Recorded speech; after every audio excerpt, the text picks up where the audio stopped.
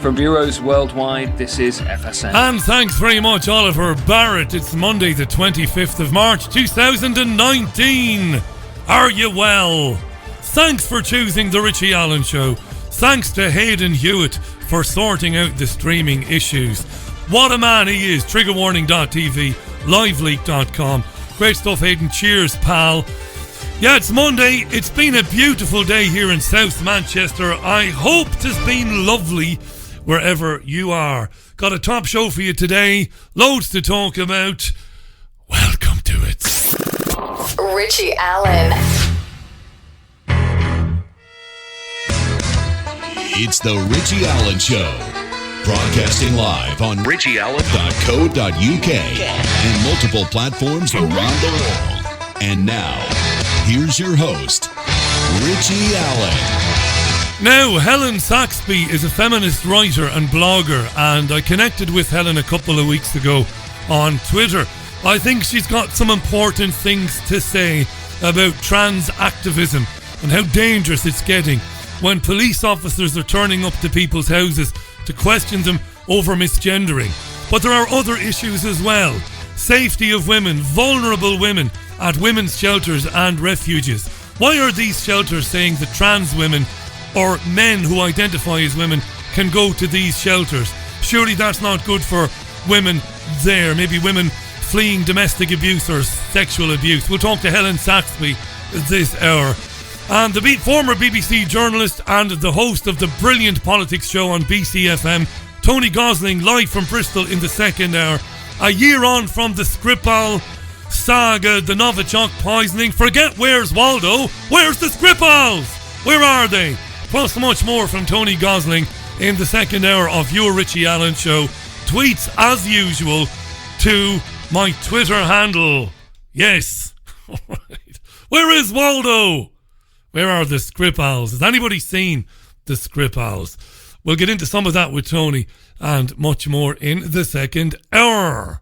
Indeed we will. So, I know you're expecting an avalanche of Brexit stuff. You're not going to get it. I've got a little bit of Brexit stuff to do. It was a weekend of marches, wasn't it? London and Glasgow. The European Union, of course, on the agenda. We had 1 million people allegedly in London demanding a second referendum on Brexit, and Scottish indie campaigners or independence campaigners, Indie Ref 2 campaigners, marched in Glasgow yesterday. I've never been to Glasgow. Can you believe that? Can you believe that? I've been to Edinburgh, which is beautiful, but not to Glasgow. I should make it my business to visit that city, of course. Anyway, Indie Ref 2 campaigners want independence from London so that they can hand it over to Brussels. The mind boggles. Ochenu. That's rubbish, isn't it? That's absolute garbage. I'll leave that one there. So Theresa May addressed Parliament today saying she doesn't have enough support to win a vote on her EU withdrawal deal as things stand, due to bring it back for the third time. It was suggested it might happen tomorrow, Tuesday, but it won't. It might be much later on in the week. She said she would continue trying to get MPs to back it before she would put it to the Commons. The Prime Minister will also order Tory members of Parliament to vote against a bid by a group of MPs to hold votes on alternatives to her plan. This is being headed up by Sir Oliver Letwin, who's another Tory MP. He wants to schedule a series of indicative votes whereby Parliament could basically, through a voting process, decide which way it wants to go with this Brexit mess. But she said she will order her own MPs to vote against that, saying she was very sceptical about that process even. May said the government would commit to delivering the outcome of the votes, but May said the government would not commit to delivering the outcome of any such votes, but that the government would engage constructively with members of Parliament. The votes could lead to an outcome that is unnegotiable with the European Union, said May. So it's an absolute mess, as you know. The only certain thing is that the UK is never going to leave the European Union. DUP leader Arlene Foster told May on the phone earlier that the DUP would not be backing her deal. May said in Parliament the default outcome remained leaving with no deal, but that's not likely either. She said the alternative is to pursue a different form of Brexit or a second referendum. The bottom line remains, said Theresa May, if the House doesn't approve the withdrawal agreement this week and isn't prepared to countenance leaving with no deal, we would have to seek a longer extension, meaning the country would hold European elections. Oh, yeah.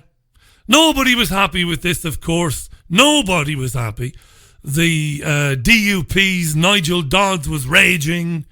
Jeremy Corbyn was spitting feathers. That's the leader of the opposition. Hilary Benn was sarcastically chuntering away there as May was speaking. And the leader of the Scottish Nationals in Westminster, Ian Blackford, stood up to speak. But nobody, let alone me, could make head nor tail of what Scottish National Party leader in Westminster, Ian Blackford, was saying. Nobody had a Scooby-Doo.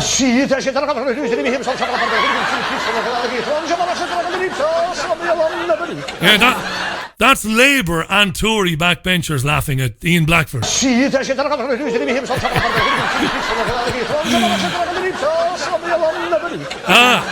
You have to be of a certain vintage to laugh at that, or an idiot like me. Right. So what's going on then? Just one more time.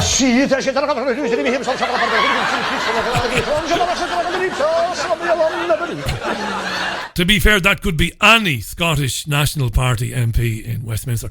Anyway, Kate McCann of Sky News tried to put it into a bit of perspective. What happened today? Where are we going? What's happening, Kate? The Prime Minister has to bring her deal back to the Commons this week, and you heard her there saying at the moment she doesn't have enough support to do that, although she intends to bring it forward for a vote by the end of the week. If she can get it through that vote, then she can have an extension until the end of March. That's been agreed with that's been agreed with the European Union. If she can't do that, then we move on to another deadline, which is the 12th of April, and that's the point at which the UK has to say that it is going to take part in EU elections or effectively leave without a deal. But I think the most interesting thing that's just come out of that Prime Minister's statement is that she is talking tough to the ERG, her Conservative Brexiteers, and the DUP for the first time. She said, effectively, no deal isn't going to happen unless Parliament votes for it, or unless Parliament wants it to happen. Now, that is a significant change of tone. In the past couple of weeks, she has warned that a no-deal Brexit would be the result if MPs didn't back her deal. That's effectively been the way she's been trying to force them to vote for her plan. And you heard Nigel Dodds there, he's the DUP MP. He said, well, this is the first time I'm hearing this. Why is the Prime Minister not prepared for no deal? Why is the government not ready? He's really angry, and Steve Baker and others seemingly similarly angry on Twitter too. They feel like the Prime Minister is for the first time trying to say to them, if you don't vote for my deal, you don't get any Brexit. And you heard her there in that statement saying, my deal, no Brexit, or slow Brexit. That's with a very long extension. And that's what happens if she can't get her vote through this week. Okay, so she needs to have the vote through by this week because the 29th of March was when we were supposed to leave. It can't roll over into next week? No. That's because Donald Tusk at the EU Council meeting last week said the vote has to go through this week, which I admit does seem a little bit strange given that we have until the 12th of April. Yeah. But I think that's because there has to be a process by which the UK takes part in EU elections. So it's not like the government could turn around on the 12th of April and say, actually, you know what, we will take part in these elections. That's the very final deadline. If the vote hasn't been passed by the end of this week, there needs to be time for that process to take place. Donald Tusk said, you can't do it next week, you've got to do it now. And May jumped and leapt and ran to do what she was told, because Parliament and the UK government, whether it's a Labour government, whether it's a Tory government, whether it's a coalition, are not running things. They're not running the country. And that's basically it in a nutshell. You mightn't have understood a word there, Kate McCann said. If you didn't, you didn't. If you did, you did. William has been on to me, and William is Scottish, and he said, it's Och I the New. Get it right, Richie. Och I the New. Cheers, William. And I do promise never to say that ever again. Paul tweets, if we lived in a just world, the SNP's reputation would be in tatters after Nicola Sturgeon was photographed smiling with Alastair Campbell on Saturday's march. I did see such a tweet. I did see such a photograph. These people are sick, Paul. They're sick. All of them, particularly those at the top of their parties. You know, the leaders of parties, the deputy leaders, they are sick people. Twisted, sick-minded people. Nicola Sturgeon is sick. First of all, to be photographed with Alastair Campbell, a mass murderer. Number one. But number two, to demand independence from London in order to hand it then over to Brussels. You know, and what that would inevitably mean for Scotland in the future in the next 5 to 10 years. Coming up for 14 minutes past the hour. Let's forget about Brexit for the moment anyway. According to the Israeli Defence Forces, 7 people were injured after a rocket fired from the Gaza Strip hit a house belonging to a British-Israeli family in central Israel. I'm sceptical about this claim, by the way, and it's not because I'm completely one-sided on this issue and back the Palestinians. I'm not saying that rockets are not sporadically or intermittently fired from Gaza. I'm not saying that, but it's the timing of this. The timing of this. And by the way, Wile E. Coyote has better rockets than the Palestinians. And that's not a cheap gag, right? Darts are more accurate than the rockets that the Palestinians have. You'd be better off getting Michael Van Gerwen to stand inside Gaza, throwing darts. He'd do more damage than the Palestinians, right? So apparently at 5:25 this morning, a rocket came down and it injured 7 people. Thankfully, nobody was killed. That's important. Bibi Netanyahu, one of the craziest, Yosemite Sam mad feckers that ever walked the face of the earth, said that Israel would respond with force. He's got plenty of fish to be frying at the moment with investigations into his own conduct. He's got all sorts of problems. He's looking for a distraction, I reckon, Nutty Yahoo. And not to mention the fact it's been 5 years now since so-called Operation Protective Edge, when the Israelis murdered 2,000 Palestinians, including 500 children. So they're due now to carpet bomb Gaza again. So I would watch Gaza very closely. And I've never suggested that the beleaguered Palestinians or Hamas have not fought back and have not launched rockets into Israel. I have never said that, so don't jump down my throat. But I think the timing of this particular claim is very pertinent. Watch it closely. Watch it closely. There's been a survey by the Home Office, dear listener, that suggests that Islamophobia is everywhere in the UK. It has seeped into the public consciousness, apparently, and British far-right membership is growing. And this is according to a poll conducted by the Home Office. Now, the Home Office claims there were 94,100 hate crimes recorded in England and Wales in the year 2017 to 2018. And they're saying that there was a 40% surge in religiously aggravated hate crime. I don't like this hate crime paradigm.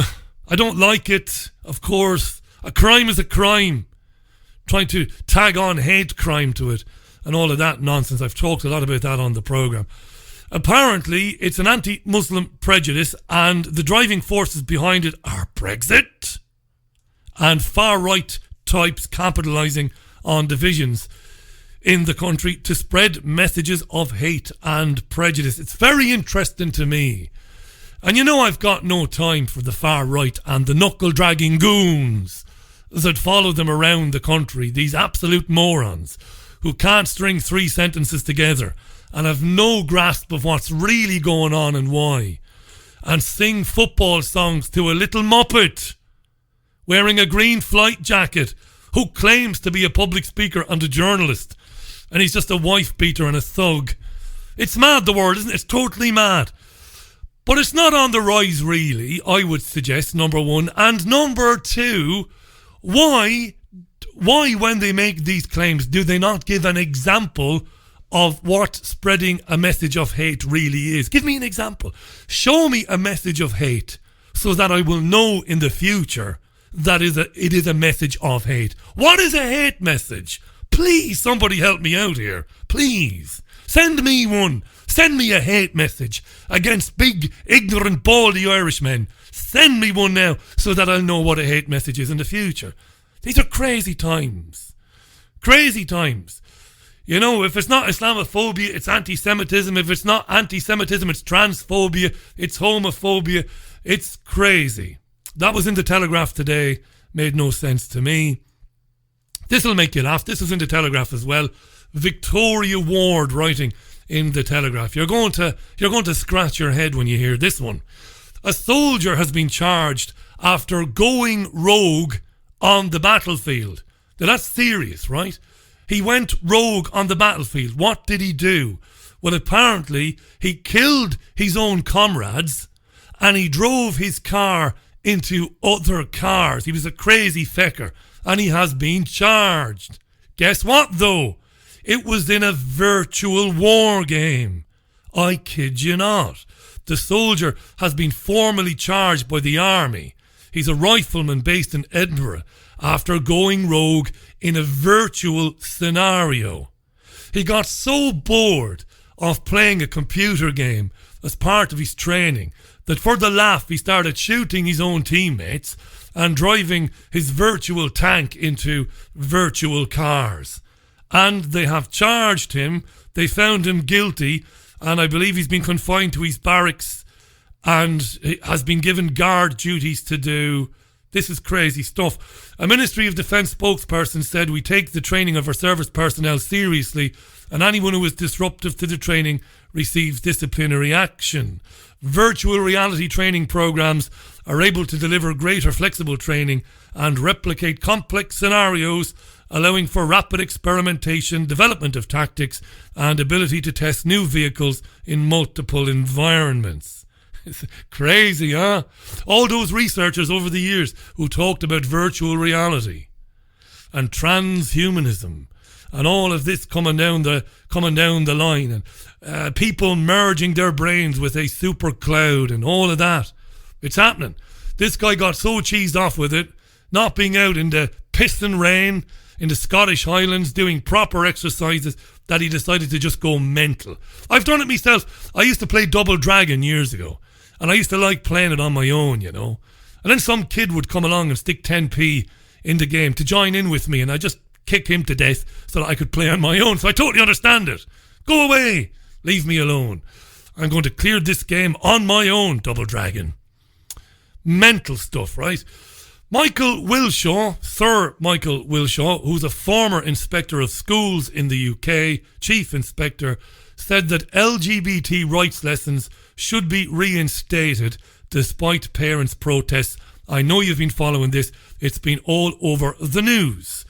The No Outsiders programme, which is basically getting very young children to learn about LGBT rights, amazingly, has been blocked in schools in Birmingham. 5 schools. You know this because it's been all over, as I said, all over the news and the press. So Michael Wilshaw says people have to accept they were living in this country with the values that this country holds. These are schools that said it was age inappropriate to be teaching primary school kids about LGBT rights, but also that it was incompatible with Islam. Now, of course, it's also incompatible with Christianity. At least I think it is anyway. I'm not a practicing Christian, and I don't care what you are. Whether you're gay, straight, bi, trans, I couldn't give a damn. And I know you couldn't either, dear listener. But anyway. So this guy, Michael Wilshaw, said, look, these lessons are going to have to start regardless of what the parents think. And on BBC Radio 4 this morning, I don't have the clip, but I've got the text. He said, these people that have these very conservative views, sincerely held, have also got to accept that they are living in this country with the values that this country holds. They can't break the law, and the law says people should be treated equally. And he goes on to say, and this is the crux of it, this is the worrying thing. He said, We live, and I quote him now, Michael Wilshaw, we live in a very diverse society, in a society which respects people no matter what their faith, no matter what their ways of life, and children need to know that they need to balance those two issues. And if the parents are not teaching them to balance those two issues, then schools need to. It's no laughing matter, is it? I'm going to be speaking with Helen Saxby in a minute, and the story I'm going to be speaking, well, we're going to cover quite a bit with Helen, but the story in the Daily Mail today, again, I know you'll have been following this story. This is a story about Caroline Farrow. She's a Catholic woman, Caroline, and the Daily Mail reports that she is unrepentant over calling a transgender woman he and claiming the teenager was mutilated, as she describes the terrifying moment police came to her door. Now, Caroline Farrow was reported to the police after she called a transgender woman he in a tweet, right? She was told she was under investigation for using the wrong pronoun for charity chief Susie Green's 23-year-old daughter. Now, that daughter had gender reassignment surgery in Thailand when she was 16. Surrey police later dropped the probe, but they had gone to Caroline Farrow's house. She said she was terrified. Now, she was on Good Morning Britain earlier with Susanna Reid and Piers Morgan, and she describes the moment that the police came around. So have a listen to this, and we'll pick this up in a few minutes with Helen Saxby. Caroline Farrow reported to the police for misgendering. The first thing they said to me was, following an appearance with Susie Green on Good Morning Britain, you made a series and the first thing I thought was, oh my goodness, I'm going to be interviewed over something I said on television, you know, for sort of 6 months later. They said, you made a series of tweets in which you misgendered Susie Green's daughter. And I was absolutely staggered for two reasons. Firstly, I have a tweet cleaner on my account, which automatically deletes tweets, I think, after every 2 weeks. It might be 10 days. But so Susie Green has said I deleted the tweets as though I was ashamed of them. No, I wasn't. I just couldn't remember what they were. And secondly, I couldn't believe that I was going to be interviewed under caution for misgendering, which is not a crime. And at the same time, Surrey police were very well aware I had been the subject of a horrendous campaign of stalking and intimidation that went way above and beyond anything I had said, and they've done nothing. And that's for other stuff. Sure. So, so my reaction, I was terrified. I was shaking. I couldn't breathe. The room was spinning. I was, How many children do you have? I have 5 children. So you were presumably thinking the worst case scenario is I might go to prison here and my kids won't have their mother because I have misgendered somebody. Yeah, absolutely. And I thought they're going to try and make a test case out of this one because I know that there have been a number of other individuals who've had charges brought against them. You're actually talking about two people having fundamentally different points of view and then arguing with each other on Twitter. And that leading to the police coming around saying, you've been reported for misgendering. And we know that in some cases, the police have asked people to accept a caution. Now, I've got to put a disclaimer here. I'm not a solicitor, not a lawyer, and I couldn't claim to be an expert in the law. But I would advise any man or woman listening to this programme, if a police officer ever asks you to accept a caution, I would decline. Let it play out. Let the police officer or officers return back to base and file their report, and if they decide to, send it to the Director of Public Prosecutions. Don't accept a caution because it's pretty close to accepting a legal acceptance on your behalf that you've, committed an infraction of the law of sorts. Don't accept a caution. Don't. Somebody says to you, you misgendered somebody, or you told somebody that they're not really a woman, they're a man. You should accept a caution from us. No. I would say no, but I would put the caveat, don't necessarily listen to me because I ain't a lawyer or a solicitor. But tell you what I would be doing in that instance. I would be telling, very politely, of course, don't be insulting people in uniform in this day and age when they're looking for an excuse to arrest people. I would very politely say, listen, the conversation is over. I'm not accepting any caution. Please leave and close your door. See what happens then. This is your Richie Allen Show. It's Monday. Have I got a terrific week of programmes lined up for you? Well, you know I do. Terrific programmes coming this particular week. Helen Saxby joins the programme in a minute to talk about the protection of vulnerable women in women's shelters and also the legalities of misgendering. Welcome to the programme, Monday, March 25th. Back in a couple of minutes. Right, music from Simple Minds on the Richie Allen Show. It's exactly 5:30. It's live, of course, archived on Spotify and iTunes a bit later on. This kind of came up a couple of years ago, and it came out of nowhere. We've talked to gay and lesbian women on this programme about the struggle for gay rights back in the 1970s and 1980s. We've read people like Andrew Pearce in the Daily Mail, and many gay, lesbian and trans people of a certain age are bewildered by some of the things they're reading in the newspapers and seeing on television.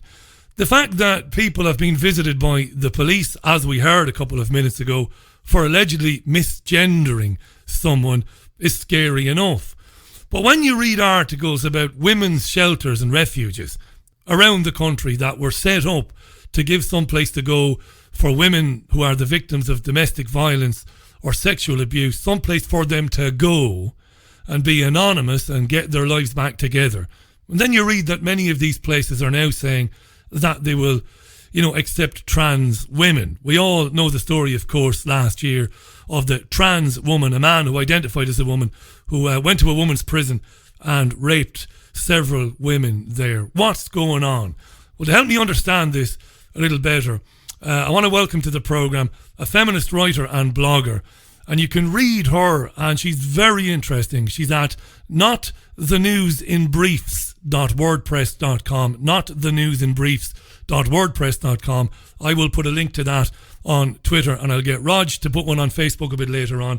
Delighted to welcome Helen Saxby to the programme. Helen, you're very welcome. How are you? Hi. Thanks for the plug for my blog. Not at all. That's great. Not at all. We'll give plenty of plugs to it between now and the top of the year. We'll give a few more plugs as well. I'm often wrong, right? I am often wrong, but I'm not wrong in saying this has come almost out of the blue in the last couple of years, and it's even... Go ahead, Helen, go ahead. No, I'm really interested that you say that because, of course, it's not quite out of the blue for feminists who have been talking and writing about this for many, many years. I've been writing about it for the last 4 or 5 years, but there are people before me like Julie Bindel, Sheila Jeffries, people who, actually particularly lesbian feminists, who saw the writing on the wall way back in 2004 when the original Gender Recognition Act put a sort of legal fiction that a man could be a woman, which is biologically impossible.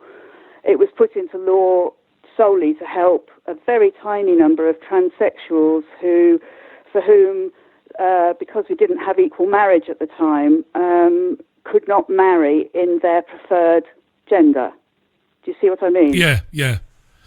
And then since then, we've had the Equality Act. Women are protected under the category sex, and trans people are protected under the category of gender reassignment. And then in recent years, there's been a lot of work behind the scenes from transgender lobby groups who want to have an easier way of getting their preferred gender into a kind of legal framework where they can have all of the documents that they need, including their original birth certificate, in the gender that they prefer to live in. And that resulted in the trans inquiry of 2015. Stop me if you're getting bored. No, this is hugely interesting. This is great. This is great context, Helen. Thank you. Go ahead. Okay, I'll be as brief as I can. But the Women Inequalities Committee, led by Maria Miller, instigated the trans inquiry, and they had a lot of written evidence from lots of women, lots of women's groups, lots of trans people, lots of trans groups, and they invited in to give verbal evidence. I think it was about 15 trans groups and then a few more neutral sort of health groups and no women's groups at all. And they subsequently gave out a report at the beginning of 2016 which basically recommended all of the changes that the trans lobby groups wanted without any of the caution that feminist groups and women's groups are giving over things like single-sex spaces, places that have been fought for by women for decades and that women need. The kind of caution over those sorts of things wasn't taken into account because women's groups weren't listened to.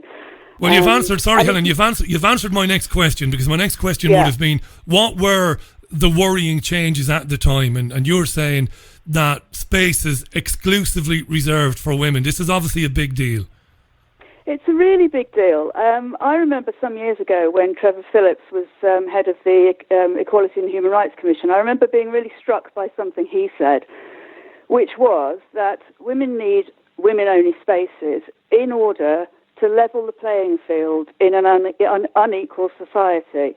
So it's not something extra for women. It's simply to make things equal. So, for example, because 98% of sex crime is committed by males and the majority of victims are women and girls need those spaces where they can just be with women, where there aren't any males, and it's been proven and shown that women recover better in those single-sex spaces. That's been established. We all thought that was done and dusted, and apparently now it's not. It's up for grabs again, that it's okay to have males in those spaces if the male in question identifies as female. So that's taken away in one fell swoop the rights that women had fought for years, because women actually need those rights. And in my introduction, I mentioned, and I didn't just get it from your Twitter page. I mean, I have been on your Twitter. By the way, Helen is at Helen Saxby 11, so it's at Helen Saxby even, at Helen Saxby 11. Follow Helen on there, and the blog. That's the one, yeah. And not the newsandbriefs.wordpress.com. So I mean, that's a massive thing. And in the introduction, I mentioned that more and more shelters are saying, yes, the trans woman in need of assistance can come here. And it's not, it's not a small number of shelters and refuges. It seems to be a great deal of them around the country. Yeah, I live in Brighton, which is a really progressive place, and I love it for that. It's very diverse, it's a lovely place to live, very alternative. In Brighton, there are no longer any women-only services. None. This is like one of the most progressive places in the country to live, and there are no women-only services. I mean, I think that is despicable, actually. I think when women, have been subject to male violence or, sexual violence, or they're trying to escape domestic abuse, they need a place to go where they can be sure there won't be any males. Women. It's a whole different ball game if you've got males present. Women need to have the sort of safety of the space where they can speak to other females who they're likely to have more empathy and sympathy and understanding from. I can't get my head round that, to be honest. And, supposed to maintain some level of objectivity. I can't get my head round it. I mentioned that horrendous case last year where, it was shown that a trans woman, a man who identifies as a woman, committed rape while on remand. Look, there are people listening to this programme. To describe my politics, Helen, totally, I'm an old champagne socialist, right? That's who I am. That's the truth. My thinking would be on the left. I have a lot of listeners whose politics are on the right or centre right, and they will say, obviously, without a hint of patronising you at all, they will say, this is obviously a very bright lady here. Why can't she see the contradiction in terms of progressive politics? Surely, when progressive politics is followed to its conclusion, you get the lunacy that you're experiencing in Brighton. Progressive is not maybe all it's cracked up to be as an ideology. What do you think? I think that I understand what you're saying, and I think there's an awful lot of women who are on the left who consider themselves to be progressive, who are liberal, who are tolerant, who are very much behind human rights for everybody, And this has been a kind of curveball thrown at us all, because it's actually thrown up some. There's a lot of women on the left who are uncomfortable, to say the least, to be seen to be agreeing with people on the right over this. I know. It is an uncomfortable. There are some uncomfortable bedfellows, I can tell you, in the sort of, Helen, before we talk about the police, let me stay on this for a minute, because this is important. I don't often get into this with somebody who's got an academic approach like yourself, so it's a pleasure to be talking about this with you, genuinely. So identity politics, then, it's incredibly negative then, isn't it?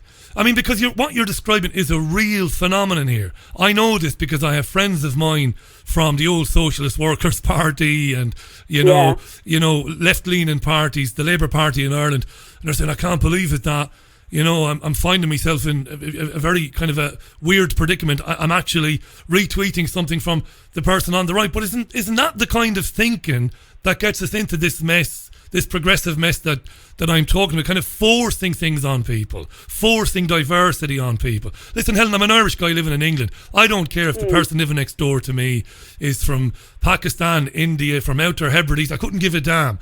But when you force people that they have to accept things and you have to think a certain way, don't we end up then with the sort of lunacy that we're seeing with trans activism? Like creating vulnerable groups all the time and telling people, oh, you've got to tiptoe on eggshells around those people.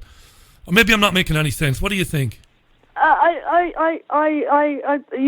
are kind of making sense. I think identity politics, in my view, has a certain amount of justification. We are all different. We all have our different needs. There are intersections of different things that affect us, that affect whether we have our own prejudices or people are prejudiced against us. So yes, and yet taken too far, you can see that it completely decimates any kind of group analysis or class analysis that you might use to help groups of people. And I think it's not helpful. And going back to the women's safe spaces as an example, we're looking at women needing safe spaces from men, not because all men are violent. Of course, yeah. It's absolutely because some men are violent. We don't know. We can't always tell which ones. And so therefore, society has decided to treat women as a whole group and to treat men as a whole group, and to keep them separate where women might be vulnerable. So in states of undress or in situations where they have experienced trauma, for example. So we treat those two groups of people as groups. Now, if we start to look at individuals, and there's always been a joke in the feminist community where there'll be women saying, yeah, but my Nigel wouldn't do that. It's kind of not my Nigel. Yeah. And of course he wouldn't. He's lovely. But we have to have those rules in place to keep women safe from men who aren't your Nigel, and I who agree. are, and the men that wouldn't consider ever raping a woman or abusing a woman, those men, I would hope, would understand that we needed those things in place, that there's some very, very decent men out there who absolutely agree that women need those spaces, because there are some awful men out there, and it's not a reflection on, it's not all men. Of course not. So all I'm saying is that within those groups that we broadly make policy for, not everybody is the same in those groups. But it helps us to make the policy to keep people safe. Helen Saxby is our guest. It's a very important point you've made there. And again, I can't see a logical argument for allowing men who identify as women. And I don't say that to be cheap or to be hurtful, although it does anger me, this notion that I might be hauled up or I might get a ban because I refuse to accept that somebody who is born a man with male genitalia will ever be a woman. I never accept that. Helen Saxby is our guest. Read her blog. It's notthenewsinbrief.wordpress.com, and it's at Helen Saxby 11 on Twitter. Scary times. Very interesting to see older gay and lesbian journalists writing about this, supportive of the points of view you've made there. Even creepier when somebody can be subjected to a visit from the police because of misgendering. This is the very definition. I don't want to remotely be sensational, because I don't think you can over-sensationalise this, but this is the very definition of introducing thought crime as an idea to society. I'm not a Christian, Helen. I was brought up a Catholic boy in Waterford in Ireland. I consider myself to be decent. I'm a humane bloke. I'm an easygoing fella. I'm very simple. I don't believe that somebody that was born with male anatomy is a woman. But I'm a nice fella, you know. If you want me to, but you know, call you by a female name, and I'm happy enough for you to wear women's clothes. I've no problem with that. How could I? None of my business.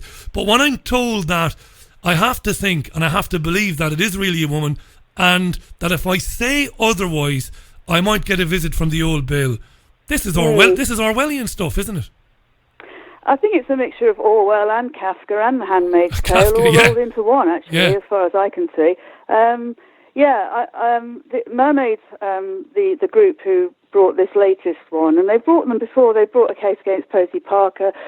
Graham Linehan has been taken down this police station. And a couple of weeks ago, Miranda Yardley, who is actually a transsexual, was also in court, and that was somebody who was also employed by Mermaids. All these cases have been thrown out. But the worrying thing is that groups like Mermaids are actually training our police. It's not just Mermaids, it's Stonewall. Stonewall used to be the good guys. Helen, clarify. Very much... Sorry to interrupt, Helen. Sorry to interrupt. 1,000 apologies for the interruption. Yes. Mermaids training the police. Clarify that for me, because that will be news. It's news to me. I didn't realise there was that level of a relationship between them and the police. You might think I haven't done my research, but I didn't know that. Clarify that for me. So this pro-trans lobbying group are basically training the police to do what? They're training them in trans awareness. So they're training the police to be inclusive and to understand trans issues. Now, as far as it goes, if you were, say, training the police on how to understand lesbian, gay, bi people, then that's one thing. But if you're training the police to understand trans issues, and one of the things that you're training them to do is to see misgendering as a hate crime, then that's obviously got an impact on other people's rights. As far as I'm concerned, I'm like you. I absolutely would say that anybody has a right to dress and to present themselves the way that they're happy with, and I would be polite, and it wouldn't bother me at all. No. What does bother me is when it conflicts with my rights to have my own beliefs, and I don't believe that a man becomes a woman, no matter how much surgery he has, and surgery actually is something that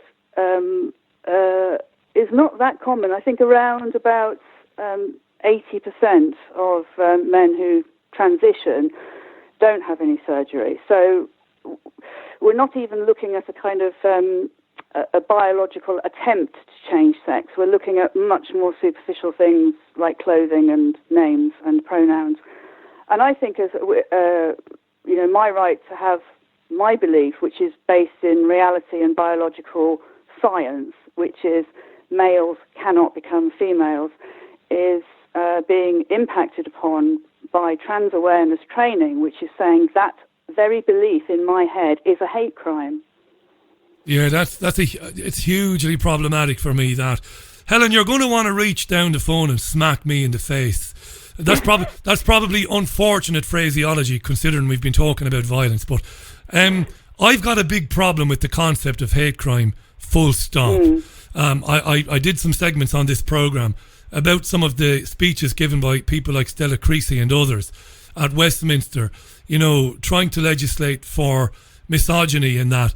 I've got a massive problem with it, and I've never, despite my own academic training in English and history, I've never been able to articulate very well what I mean by it. But I think it's very dangerous to be, prosecuting a crime against a woman or against anybody and introducing the notion of hatred as a motivating factor and then, tacking on an extra sentence. I've got a real problem with that. And again, you might want to, shout at me for saying this, and the floor will be yours. That doesn't empower women at all. That disempowers women. I don't like that, Helen. What do you think?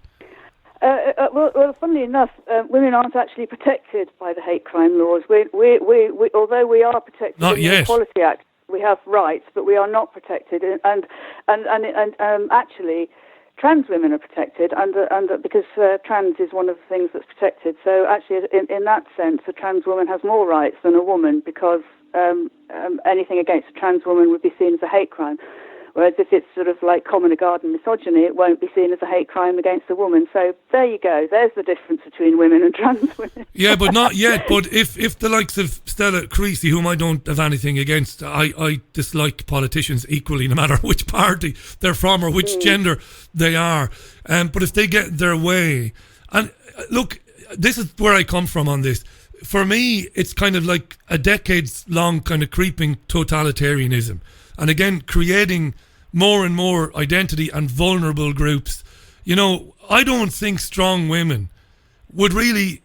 a crime against the woman is a crime against the person. It's a crime full stop.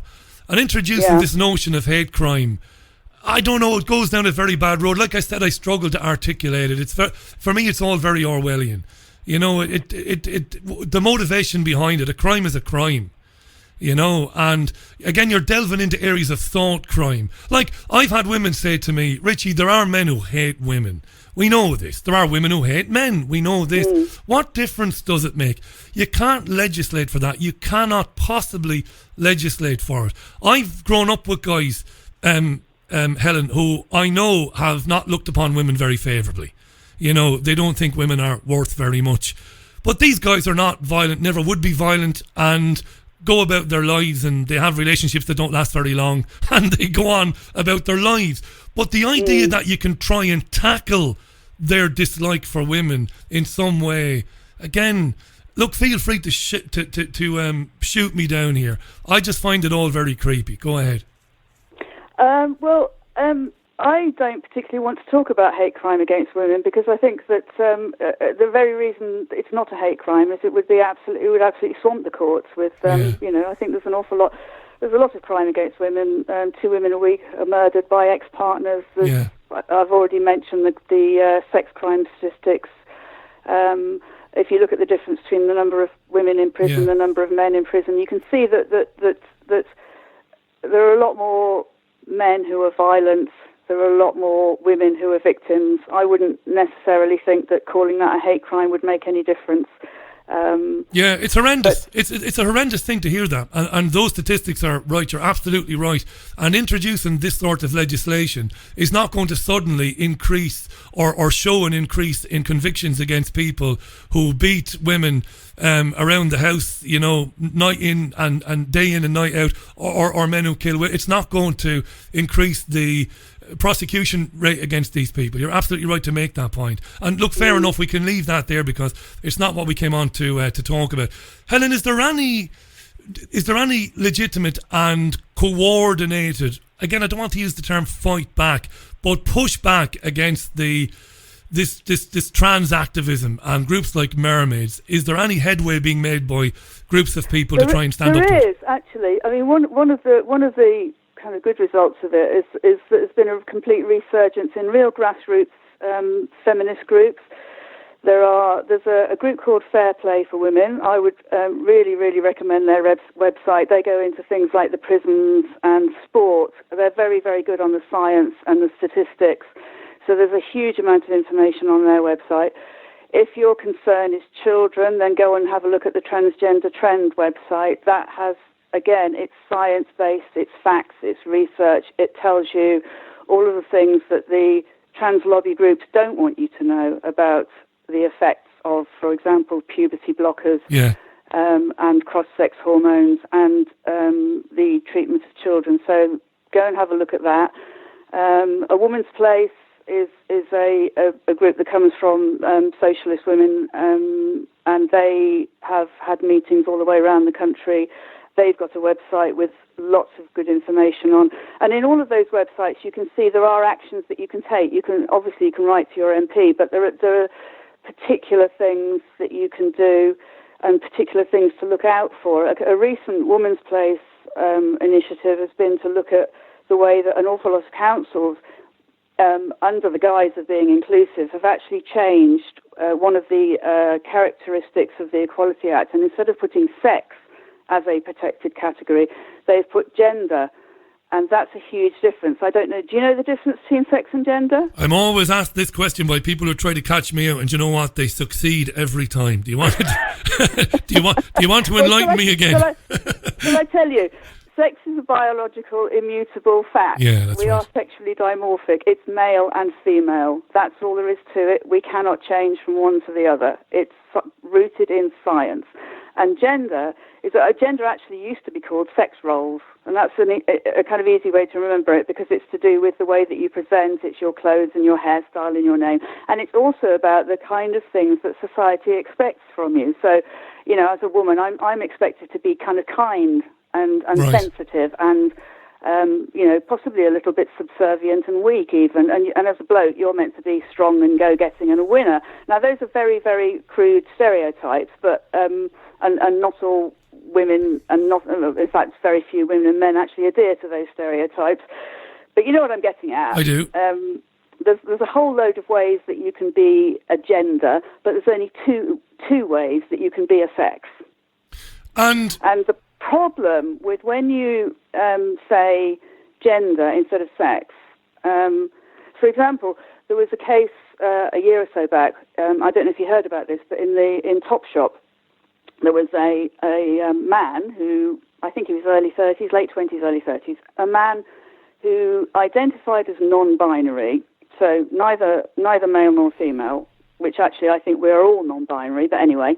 He identified as non-binary, wanted to try on a dress and wanted to try on this dress in the women's changing room and was not allowed to. He complained, and then Topshop changed their dressing room rules. So they're all gender neutral now. Jesus. To be more inclusive. Gender neutral actually just means mixed sex. And it wasn't even that this man identified as a woman. He didn't. He just didn't identify as a man. As either. So, yeah. So what we've got. So if we're looking at gender now, gender means that anybody who says they're what they think they are, how they identify, can go into a space. If you use sex as a marker, then only the person of that sex can go into that space. So trans lobby groups in the background, without many people noticing, have been quietly changing the marker on the Equality Act list, and all of our public institutions have a duty to uphold the qualities of the Equality Act characteristics in order to make everybody more equal. So, but it doesn't work like that. This is the problem, you see. This is something I drone on about, and my listeners are sick to death of hearing me talk about this. The more that governments around the world try to make things more inclusive, the more exclusive they become, the more people are excluded and marginalised, because, they will never, whether it's because of cultural or religious thinking or differences, will never think the way they are being told they must think. It's quite strange that, Anyway, that's just my bloody take on it, Helen. It's a massively serious issue. Certainly, you can see here that instead of facilitating good relationships between people, there is a kind of heavy-handed bullying going on where, the other stakeholders are not being given the chance to speak. And in fact, the trans lobby groups themselves use the hashtag no debate. And it's quite true. They do not want any debate because, as soon as you start debating it, you can see how unfair it is. Yeah, so it's in their interest to have no debate. But that ties into what we started with, the fact that people are being, cautioned by the police for misgendering. It's a way of silencing. It's a way of stopping people having the debate. It's a way of scaring people. They're also, at the same time as doing that, women are being chucked off Twitter, for example, and Facebook for misgendering. So it's another way of making sure that women don't have a voice in a conversation where they are actually the major stakeholders. I mean, we're actually, we're the majority actually as women. So, we should have a say. And this is one of the ways of preventing that from happening. It's going to run and run. I know that is a cliche, but it is. I've had trans folk on before, but they've been of the thinking that you've outlined in the last half an hour, and they're perplexed. I've identified some of the... I'm sure that there's an enormous number of people amount out there who identify as transgender and absolutely hate what's going on. Yeah. I'm sure there are. There are, and they come on. And when you get the hardliners who are trying to change the law and change society, they refuse to come on for the very reasons that you just outlined there. We're just about out of time, but Helen, you can come back anytime you want. You don't have to wait to be asked, because I'm sure we'll be talking about this again soon. Helen's blog is Not the News in Briefs. That's briefs plural. Not the News in Briefs.wordpress.com. And Helen is on Twitter. It's at Helen Saxby 11. I've enjoyed having you on, Helen. If you want to have the final word, we've got about 30 seconds there, because I did cut you short there because we are just about up on time. But if you've got anything to finish off with, we can. We've got 30 seconds to go. Back to you. I'd just like to reiterate, if you want to find out more, go to Transgender Trend, Fair Play for Women, A Woman's Place. Go and find out what's going on and get involved. Go, make your voice heard. If you don't want the ideology to continue, and you think that women should have a voice, then get involved. Do something about it. Helen, thanks so much. Go ahead. And thanks for having me on. It's been a pleasure to talk to you. The pleasure's been mine, Helen. Thanks a lot. I appreciate it. Godspeed. Look after yourself, and we'll talk again soon. Bye for now. Bye-bye. Bye now. That was Helen Saxby on the line there. Helen is a feminist writer and blogger. She's got a very interesting blog. It's Not the News in Briefs.wordpress.com. Good to be talking about identity politics there as well. Enjoyed that chat, it must be said. A lot of tweets on it. Go to twitter.com where it says at Richie Allen Show. No, where it says search Twitter. That's the one. Where it says search Twitter, if you put Richie Allen Show in all one word, it will tell you, it will show you even what other people are tweeting to me, and you can get involved in a conversation. You can shout at one another and all the rest of it and have a proper go and all of that. Shall we get the headlines from FSN, shall we?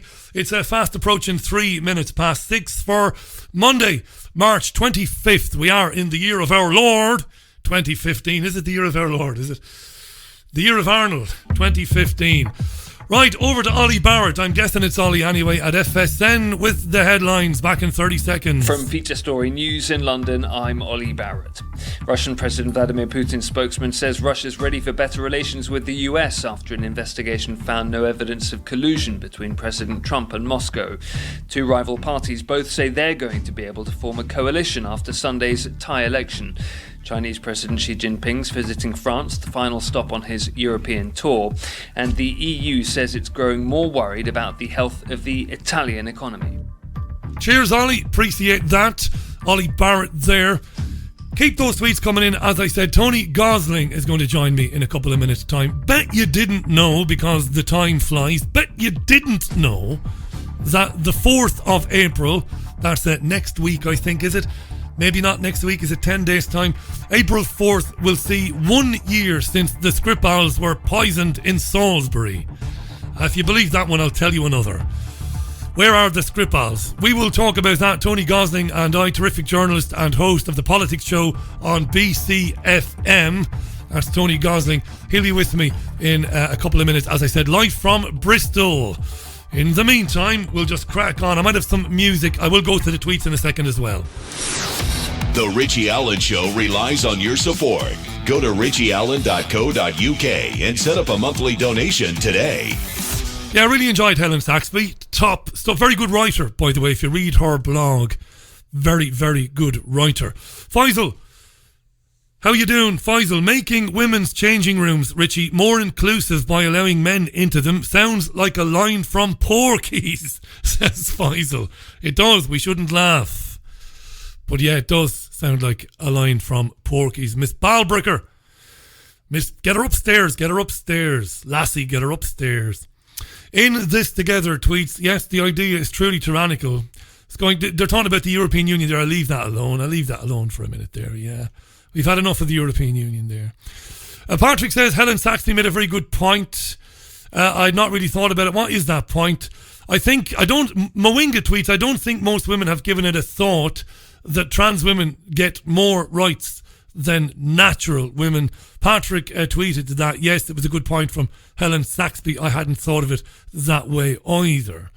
Well, the law is that if you identify as a woman, or if you're a man who identifies as a woman, or a woman who identifies as a man, well, that's it then.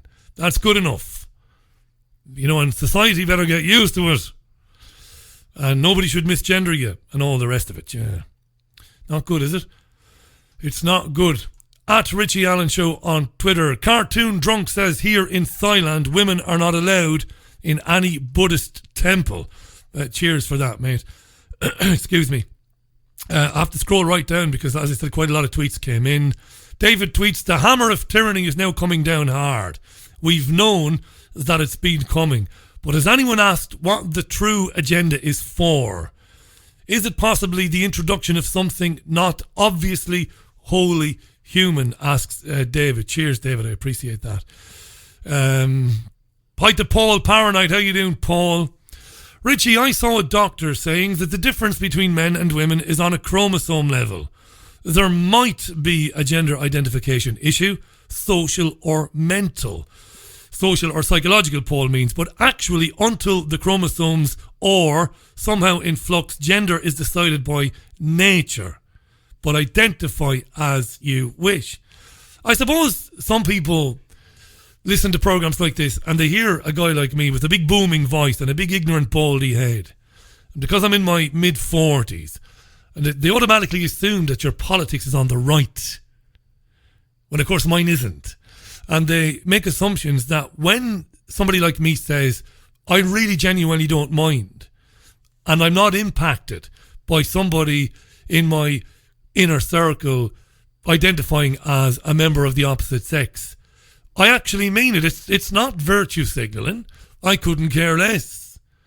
Why would you care? If a friend of yours says, identifies a woman and I'm going to wear women's clothes, fine. And I'd like to be called Claire, no problem whatsoever. Why would there be an issue with that? Whatever makes you happy. Life is not a rehearsal. Does that make you happy? Fair enough. Good luck to you.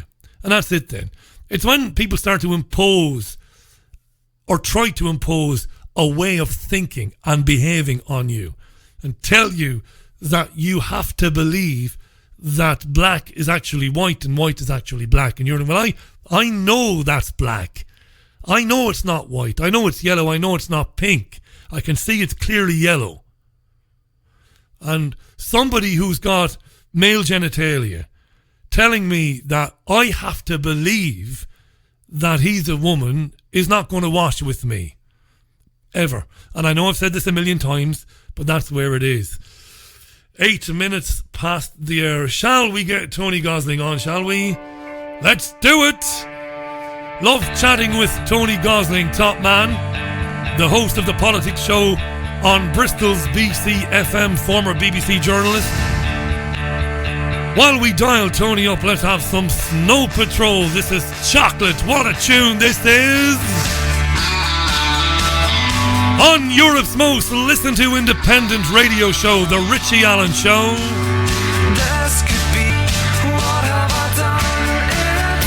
Yeah, you gotta love Gary Lightbody. Snow Patrol there on The Richie Allen Show, 10 minutes past the hour. It's glorious outside the studio, looking out the window there. That is glorious.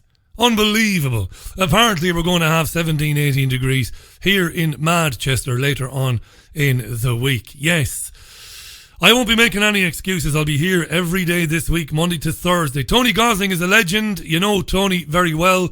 The presenter of the brilliant Politics Show on BCfm in Bristol. The man behind Bilderberg.org, former BBC journalist. And he's a great sport because he jumped in today short notice, which a lot of people in Tony's position wouldn't do. But he's a great sport. Loads to talk about. Thisweek.org.uk. I know you know that, but if you haven't been on there before, get on there. Tony, thanks for coming on, mate. How are you? I think you're peddling conspiracy theories on this programme if you're talking about it not raining in Manchester. I know, yeah. It's been lovely, and apparently for the rest of the week we're going to get kind of unseasonably warm weather. It must be global warming. Now, well, let's hope something good is going on. Anyway, we deserve a little bit of cheering up. Actually, I've noticed just people on the streets the last couple of days have been quite with a bit of a spring in their step. It's lovely this time of year, isn't it? When you get a bit of an outbreak of a bit of warmth and sunshine, it just cheers everybody up. Everybody's in good form. Yeah, spring has sprung. Now, thanks to me inviting you on last minute today, I realised, but again, only thanks to you, that next week, or the 4th of April, it's amazing how time flies doing this particular job, and you've done it for years, so you know better than anybody. The 4th will see a year since the Skripals collapsed inexplicably in Salisbury and were attended to by a chief of the army medical person, and then were spirited away to hospital. Man, let's start with that, because year on, where are the Skripals? This is the first thing. Before it even happened, you've got the chief of the army's, the most senior nurse in the whole of the British Army, almost certainly, close connections to the intelligence services, is there on the scene. And what does she do? She sends her daughter in with no kind of protection whatsoever to deal with a nerve gas attack. So, I mean, you got to question as to whether she really believes it's nerve agent involved, if she's sending her daughter into the middle of the fray to deal with it. So, I mean, the whole business of the Skripals, I think, is unravelling. It sometimes takes months. But then, of course, it falls off the news agenda. The news media aren't interested anymore. The basic facts, like was this bottle of perfume, which was supposedly used to apply this deadly chemical to the door handle, why did it then get found back in a sealed bottle in a sealed container again? I mean, were these Russians so clever they had some little cellophane device to seal it all back together? These basic kind of things aren't looked at. I mean, there's another narrative that's been emerging the last few months, Richie, and I'm sure you're aware of this, and that is that there is a fascinating explanation for Bellingcat's interesting little revelation that there was another seat booked on the plane back to Russia, where these two guys were supposed to have come over to Salisbury, which they obviously were. They were photographed in Salisbury, and there was another seat booked back on that plane in another name. Now, the obvious conclusion here is that person may have been Sergei Skripal, and he may have been planning to go back. In fact, there's an article in The Independent as soon as this all happened a year ago. Well, it's just over a year ago now, saying in The Independent saying that he planned to return to Russia, which most people just scooted over that. But it was in The Independent. It was quite well, known that he had expressed potential, going back to Russia. Now, that's the sort of thing you might not necessarily do if you're a spy, especially if you're a former spy that's been involved in creating this completely fictional Steele dossier, which was used to try and bring Trump down during the last election campaign. So it's not the Russians interfering. This is MI6 interfering in the US elections. So that seems to me to be the most likely explanation here, is that the two guys turned up in Salisbury with a false passport made out for Skripal with his picture on and a false identity, and he was planning to go back to Russia and spill the beans on what MI6 and the Western intelligence services have been up to. But of course, once MI6 got wind of this, they were about to take some pretty drastic measures to stop Sergei Skripal going back and making an immense amount of fun on the TV over in Russia. But the other thing I've been looking at since all this, Richie, is Novichok. What is this stuff? No one had ever heard of it beforehand. Except, by the way, in a couple of TV dramas which had aired just a few months before this attack. I think it was just before and just after Christmas, each side of the Atlantic. It popped up in some drama series. No one had ever heard of it before. Anyway, it looks, my digging around, I don't know if you come across this, but it looks to me as if Novichok is a complete fake. It doesn't actually exist. And it was set up by the Russians back in the Cold War in the 1970s and 80s as a fake load of documents which were given to someone they suspected of being a NATO spy in order to see whether the Western intelligence services would get hold of all this information of a supposedly new type of nerve agent. What it was apparently was a whole load of sort of chemical it's like a formula, the traditional formula we see in films, spy secret formula. Wow. But if anyone was an expert in organic chemistry, they'd look at all that and they'd say, well, look, this is rubbish. That actually doesn't make sense. But anyone who was an agent might look at it and think, crikey, this is really important. I'm going to pass this back to the West. And so I think now that's what Novichok was. It didn't actually exist as a real chemical agent.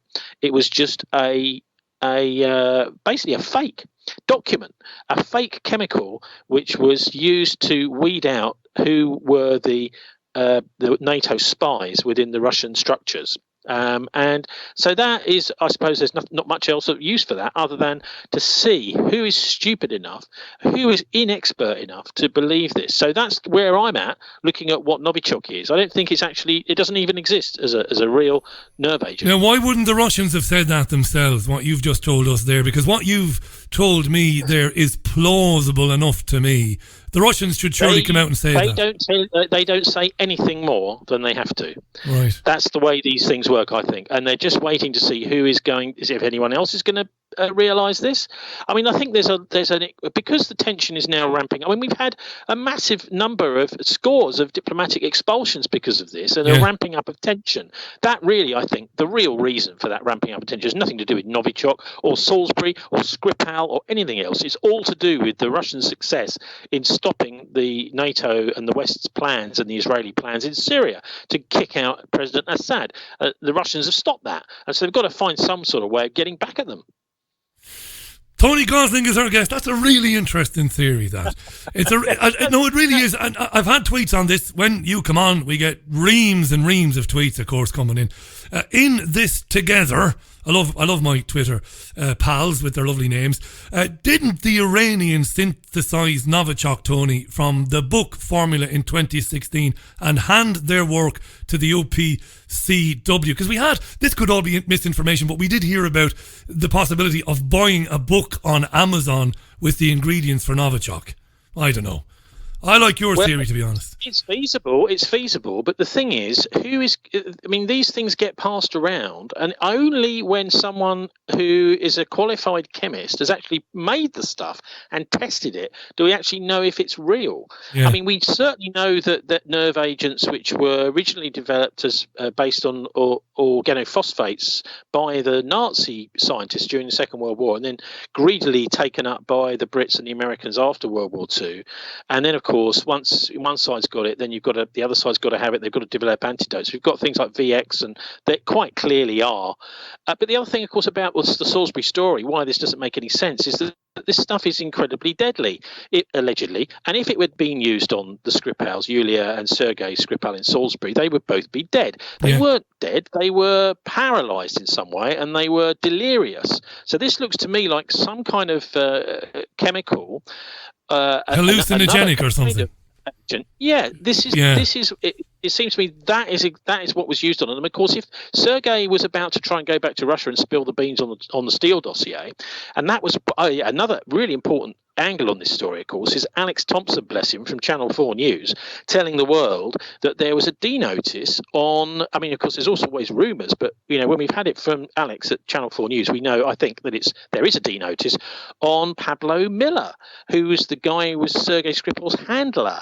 So they are happy for everyone to know all about Sergei Skripal, but the intelligence services here in Britain don't want anybody to know about who was controlling him, who was moving, and which side he might have been on. So that's another angle on this, that does make you very, very suspicious about, is he really just acting on his own, or is he about to turn back to working for the Russians, and MI6 have just intervened and said, you ain't doing that. Forget it, mate. By the way, Tony's on, of course, just for our listeners who don't know, listening overseas maybe, a D notice is when news organisations are given an official request not to talk about something or not to publish something on any particular subject in relation to national security. Here's a question for you. Love when you come on, because we segue off into different places. How often do you think D notices are handed to our mainstream media in this country without the knowledge of even intrepid investigators like yourself? How often do you think that goes on? Yeah, I mean, remember, there's really only a handful of editors that are given these well, they're actually called DA notices, Defence Advisory Notices, and the old term is D notice, but that's still what's used. I mean, the other big question here is, why would an editor not just ignore it and say, I'm going to publish this anyway? Well, the answer is because they will never get any information from the Ministry of Defence or from defence sources again, or at least certainly they'll be put on the blacklist for a few years. So they are very much aware that if they go against what they're being told, that they'll be completely frozen out from the sources that they need for their daily news. I would suggest you're probably talking about every few months something like this being issued. It's just quite rare, and it's I mean, real big pat on the back to Alex Thompson for ignoring. I hope I don't get him sacked for saying this, but big pat on the back for him for sharing it, because most of the time they look at it and they go, okay, well, we can't talk about that. It's really just a 1984 style censorship instrument. So when there's something really important the public need to know, they will say, of course, it's all national security, which is just bunkum. In fact, another reason apparently that you can issue a DA notice is if it's to do with finance. So if it looks as if there could be big financial implications for the country in saying something, then no matter if it's that Britain is involved in some massive international fraud, you can't report it because a DA notice has been issued to stop you. I want to just, before we move on, I want to mention this. Just give me 25 seconds here, Tone, please. Tony Gosling is the presenter of the Politics Show on BCfm in Bristol. When I say that it's a magnificent programme and it's brilliantly produced and it's eminently listenable, I mean it. I wouldn't say that, and I very rarely say it about anything. I've known Tony since my days in Spain 10, 11 years ago. He's a fantastic presenter and producer, and his programmes are fair. And when he claims to have some information, he can back it up with hard evidence to prove that what he is saying is true. When it's conjecture and it's supposition, Tony will always flag it up and say, well, look, this is what I'm thinking at the moment.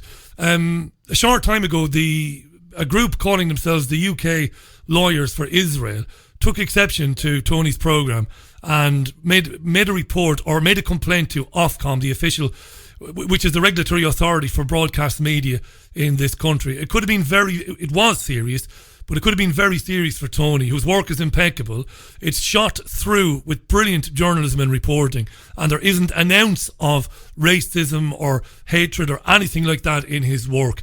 Thanks be to Jesus, Ofcom saw through the spurious and ridiculous claim by UK Lawyers for Israel, and they found in favour of Tony's programme and the radio station BCfm. You must have been a little bit worried, mate, because that was serious stuff. I mean, the implications for that, for Ofcom saying, oh, well, we'll uphold the complaint, the implications were pretty shocking for you. I was so thrilled that you won that, and I know you move on from here, but have you got a quick word on that for us, Tony? Well, first of all, I gave Ofcom quite a lot of help. I mean, I spent 3 days or so doing a submission to Ofcom to explain why the programmes were not biased against Israel and were not biased against MI5. And I also did a complete takedown because I was rather disappointed that Ofcom took seriously the idea that a programme was dealing with conspiracy theories and that could possibly be a breach of their code. Yeah. Because, of course, the term conspiracy theory doesn't actually mean anything. What we're talking about is a term which was invented by the CIA in 1967 to stop criticism of the Warren Commission and to stop journalists looking into the death of President Kennedy. The term means what you're doing, using the term, is you're mixing up real conspiracies with fake conspiracies. And so actually, the term you really should be using, if you're looking at what we do, is investigative journalism. But no, they're saying what we do on our programme is look at the moon landings being faked. We look at the British government being controlled by lizards. We look at all sorts of other silly ideas, which we don't. What we're doing is a fairly serious job, I think, in trying to weed out the rubbish and ignoring it generally and looking at the real conspiracies, because there are real conspiracies, people making billions. I mean, one of the ones we were looking at this week is to do with Lloyds Bank, which are alleged, not by me, but by the Police and Crime Commissioner of Thames Valley Police, Anthony Stansfield, to be involved in anything up to £1 billion fraud, but they haven't been prosecuted.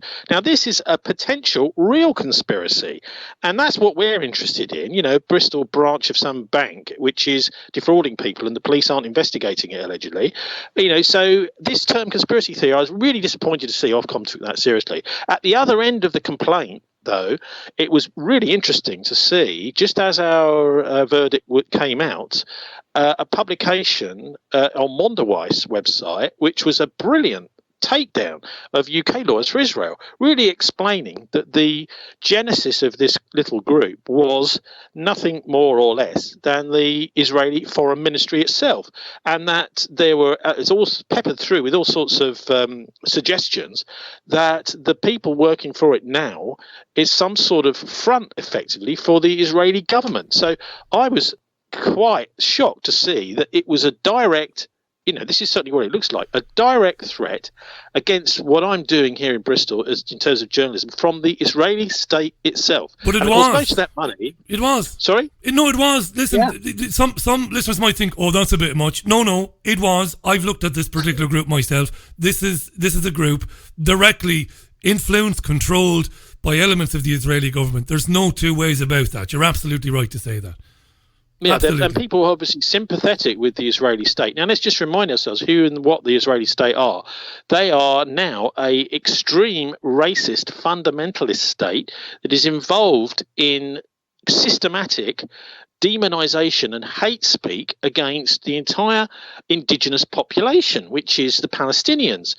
You know, this is not very neighborly for people to turn up as migrants from other parts of the world and to, I mean, really what there should be is a massive boycott, divestment, sanctions campaign in the same way as we had in South Africa to get them back into line, to stop the racism. And yet what we see is a very active racist state now trying to stop any criticism of it anywhere out particularly in the Western world. I mean, you'll find some parts of the world where the Israelis don't get such an easy time. One of them is New Zealand, where this Christchurch attack happened, by the way, and also in Malaysia, where Zippy Livni and other senior Israelis have been put on trial for war crimes and found guilty in absentia, so they can't go to Malaysia.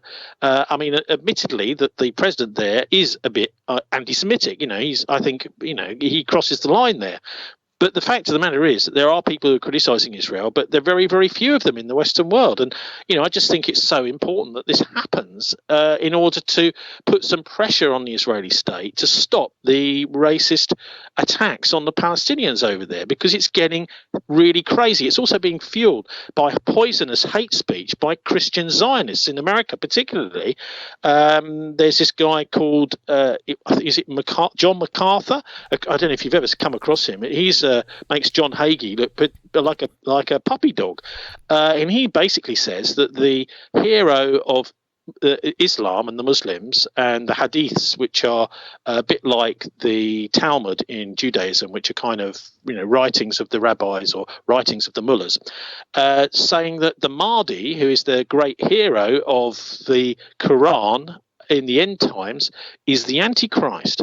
So what they're doing is they're planting in many deluded Christian minds that they've got to just kind of kill Muslims and stop Muslims. So this is really fueling this diseased sort of minded attitude of the racists in Israel. And there's an election campaign going on there now that actually encourages them to think that Muslims are the Antichrist followers, you know. So this kind of stuff really needs to be called out, I think, and at the very least discussed, because it's not being discussed anywhere in the Western media as far as I can see at all. No, I mean, it comes up all the time on this particular programme, and look, we've had everything from ISIS, haven't we? We've had all this stuff about the caliphate, and this is all in the this is being used to recruit people. We've had all that, but we haven't had the other side of the coin at all, and so that's one of the things I've been trying to do. Two issues that, if we can stay with this for a minute before we talk, maybe we'll talk a little bit about Christchurch in a sec, but before we do that, two things. The Israeli Defence Forces said 7 people were injured, British-Israeli family in Tel Aviv, because of a rocket. Netanyahu has got problems, domestic problems, of course, investigations going on there. He said there'll be a heavy response. It's been 5 years since the so-called Operation Protective Edge. Some would say that Israel is due to bombard Gaza again. Please God, it won't happen. But on that, what about this phenomenon of the far right kind of, you've just touched on it there, merging with Zionists? This is really interesting because traditionally the far right, particularly in America, blamed Jews for everything and hated Jews and openly discussed hating Jews, and Jews were the devil and all the rest of it. What we've seen in recent years, even in this country, with the knuckle draggers, whose name I won't mention, kind of aligning themselves with Zionism. Strange times, Tony. Well, look, I mean, we had a guy called Mark Smullian, who's a Jewish musician here in Bristol, on our programme on Friday. He's anti-Zionist, he's Jewish. And there are millions of Jewish people out there who are now looking at the state of Israel and saying, good God, how do we stop this? And of course, they're generally, I mean, many Jewish families are actually very left-wing and they don't agree with the racism. Absolutely. But the thing is, how do they stop it? How do you stop it when you're not actually given an airing? This is why I do everything I can to get, Jewish people on the radio talking, ordinary Jewish people, rather than the Zionists, who seem to me to be the epitome of this term fundamentalist. They absolutely believe that God has given them this land to do what they want with, and also exclusively to them. So everybody else has to go by one means or another. So this, I think, is a very dangerous way of thinking, and the speech that goes with it is got to be called, just as, many of the Muslim hate preachers were called, hate speech. And this kind of thing just needs to be, it certainly needs to be challenged. I mean, I don't think you should actually ban these rather poisonous pastors from saying what they say, etc. But it needs to be challenged in the mainstream press. And the mainstream press is just simply not doing their job. And if they don't do their job, then it's going to inevitably, I think, lead to some kind of crisis. But we've got to make it absolutely clear. Zionism and Judaism, and even just ordinary, this whole term Jewish to define a race of people, completely separate things. Zionism is this fanatical, nationalistic and very right-wing thing. In fact, by the way, of course, you probably know that Tommy Robinson in this country, his court case was funded by Zionist institutions. That's right. So they are very, very much involved in the far right. Also worth looking at, do you remember Anders Breivik? I think it was 2011, the attack where he killed 70 people over in Norway. I think very similar to this thing over in Christchurch, because it was an attempt to take a peaceful country that's on the periphery of world affairs, that's trusted, whose passports are trusted, and that country is also used often in mediation around the world. Say there's some sort of conflict going on wherever it happens to be, India, Pakistan, or whatever. Oh, we'll bring in someone from Norway or someone from New Zealand who's trusted to be a mediator to calm the conflict down.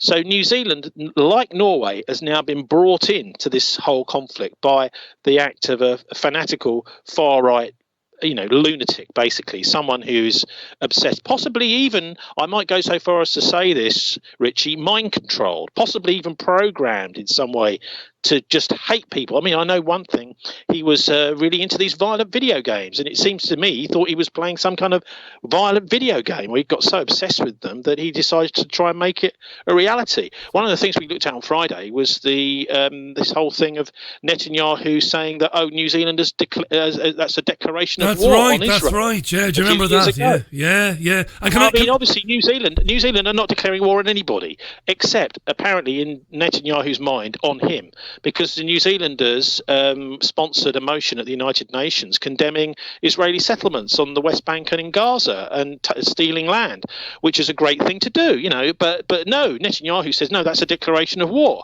Now, when Netanyahu says it's a declaration of war, does that mean he would justify sending some sort of special forces person in to kill people in New Zealand? I mean, who knows? But there's also been a long history of interference in New Zealand by the Israeli state, by the Mossad, by the intelligence services, in there trying to steal New Zealand identities. Now, by stealing passports and by stealing information, then applying for passports of New Zealanders, because they know that those New Zealand passports will allow their agents under false identities to go almost anywhere to do things like sabotage and commit assassinations. So there is quite a tense relationship over the last 4 or 5 years between New Zealand and Israel, which has been very much under the radar. I saw quite a bit of the video. And it's my belief that even though there are some strange things going on in the video, it's my belief that the kid, I suppose he's not a kid, but he went in there and he began killing people. I've no doubt in my mind that's what happened, and I could be wrong. What concerns me, Tony, is, having watched it a few times, is this character that keeps popping up in the video, the guy with the red coat on him, the guy with the red jacket. And I've looked at this several times, and I'm a huge skeptic. People jump in the independent media with both feet, and they don't pause, and they jump to conclusions all the time. Not you, but the people we're talking about. Everything is a hoax, and everything is a false flag. Everything was a military operation. Hang on a second. Look at it. Dispassionately calm down. And I've kind of kept my powder dry, and I've had a good look at this over the last few days. And what I'm seeing in this video is one really glaring anomaly. And maybe this is the reason that they're talking about putting people in prison for sharing the video. And this is this guy who keeps popping up in it with the red jacket. And to me, and this is just conjecture because I know nothing about this type of thing, to me I can understand why somebody might think handler, right there. Who is this guy? Have you noticed this, Tony? Have you seen this in the video? It's rather strange. I don't know. I think the guy's working on his own, actually. And so? the other thing is, I think that I love the way Jacinda Ardern has reacted to this by saying, no, we're not going to use his name. I just think this is such an imaginative, and it's brilliant that the New Zealanders have come up. They've got real leadership there with something that the Western, it doesn't even occur to any of our Western puppets, that she's saying, no, we're not going to use this guy's name. I would also say, though, that the knee-jerk reaction in banning guns over there is not going to stop someone doing this again. No, but isn't that pathetic, Tony? Just for the public. Hang on a second, hang on. Hang on. I'm going to argue with you here now. In the second mosque he went to, that I think it was incredible to see the people actually, with as one or two of them, weren't there, who are so courageous, with unarmed, except with one of those little cash machine type things, to take the guy on, to pick up an empty gun and to threaten him. I don't know. I don't think there was a handler. As far as I can see, there's nothing there. Red jacket, I didn't see that. I did, yeah. It looks to me like this guy is basically a Breivik character, the same kind of guy who has decided that Muslims are the biggest evil thing in the entire planet. Not him. No, they are, and that he's just going to kill as many as he can. And he's been sent there to do that in order to try and traumatise New Zealand, to bring them into the much bigger war, which is, being fomented out there, essentially, between Russia and the States, between Israel and Iran, and effectively a religious war centred around Jerusalem potentially into the future. I go along with quite a lot of that, or most of it. I don't doubt the kid had some involvement in it. I'm not convinced he was on his own, but I completely respect what you said there. I'm going to argue with you about Jacinda Ardern. I think she's pathetic. I think the notion that you wouldn't use the guy's name is laughable and trite and tripe and pathetic. It could be that, well, let's forget all about this guy. Let's not look at the fact that he travelled in Pakistan, that he was in Turkey twice, that he was there. Let me finish, Tone, let me finish. I didn't interrupt you. Let me finish, then I'll shut up and I'll get out of your way. Hang on a second. She is completely shutting down any investigation into this guy, number one.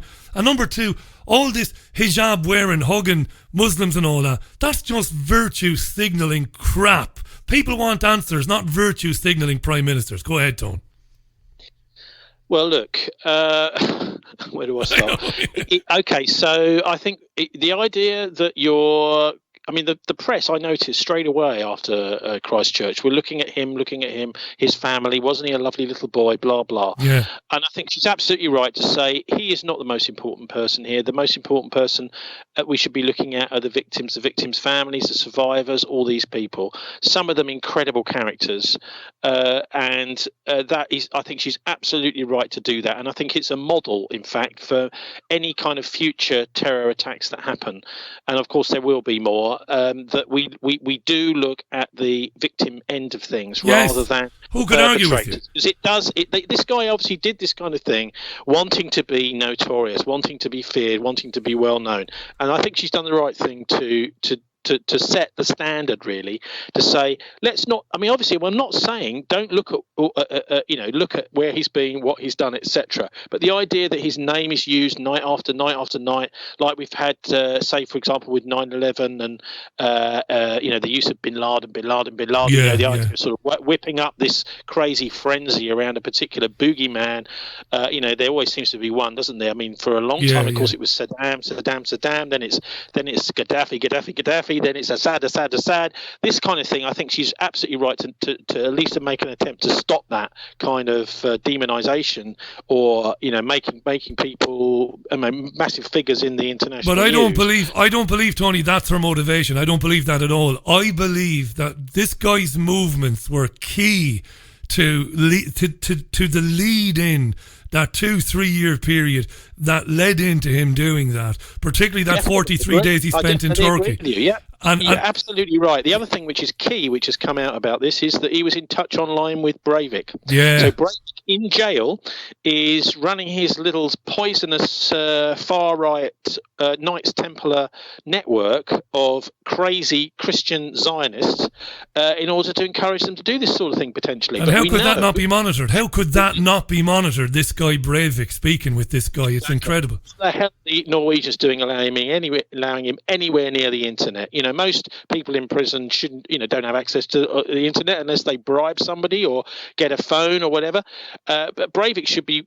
I mean, we know. I mean, the only reason I suppose in Norway they've allowed him to do this, and of course he had very, very strong pro-Zionist. The other thing with Breivik, he was a Freemason. People often forget this. There's loads of pictures of Breivik with his Masonic gear on, and they say Breivik was a lone nutter. Well, of course he wasn't. He was in a lodge with a whole load of Freemasons in a little secret organisation. So how you can dare say he's a lone nutter? He was on his own, yeah. He's beyond. So why are they letting him anywhere near the internet? Absolutely unbelievable. And that, I suppose, is because they're trying to perpetuate the myth in Norway that he was a lone nutter, and therefore it doesn't do any harm to allow him on the internet. The Norwegians have got to cut off his internet right now, and there needs to be a massive I think all the Western intelligence services need to make sure that nobody from the far right is allowed anywhere near these kind of poisonous. I mean, who knows what sort of stuff he was sharing? I don't know. I think who most knows, of the yeah. But you and I both know, and one of the reasons I do know is because of my encounters with people like you many moons ago when I started to, move away from commercial media. You know that it's often highly plausible and it's often suspected, and there's often circumstantial evidence, at least, that the very intelligence agencies that we would have cracked down on these guys are often the ones who control their minds, or whom perpetrators. This is the thing. Okay, so there is definitely a wish in all of the Western intelligence services to have pieces on both sides of the chessboard. Okay, so they want to control people on both sides. Now, to what extent those people that they control on each side, I'm talking really here about the far right Islamist extremist divide, right? To what extent are they using those people to gather intelligence, and to what extent are they controlling them? To what extent are they mind controlling them? To what extent are they actually puppets of those intelligence services doing what the intelligence services tell them to do? There isn't any checks and balances on this at all. I mean, we know this in Britain. It's just simply not happening. With the Intelligence and Security Committee, which is chaired by Dominic Grieve, his committee is hopeless at getting information. They find it very difficult to get intelligence officers to even come to the committee to answer anything, and then it's all done anonymously. So really what you're talking about is a kind of permanent government with the intelligence services able to do pretty much what they want, and then run a kind of a covering operation, a holding operation, in order to try and cover it up.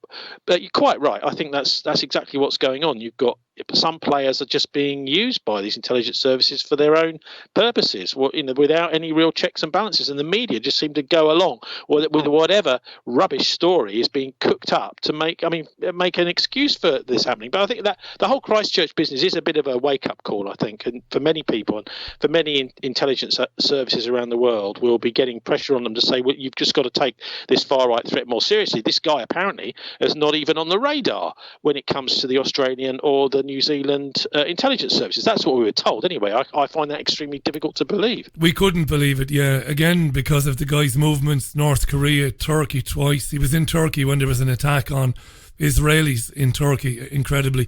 Sibel Edmonds has done some pretty brilliant work on it, to be fair to Sibel. I've had her on the programme talking about it.